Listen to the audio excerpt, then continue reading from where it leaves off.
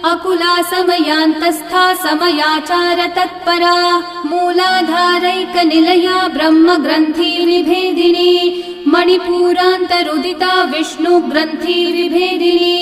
आज्ञाचक्रान्तरालस्था रुद्रग्रन्थि विभेदिनी सहस्राराम्बुजारूढा सुधासाराभिवर्षिणी तटिल्लता समरुचि षट्चक्रोपरि संस्थिता महाशक्तिः कुण्डलिनी विसतन्तु तनीयसी।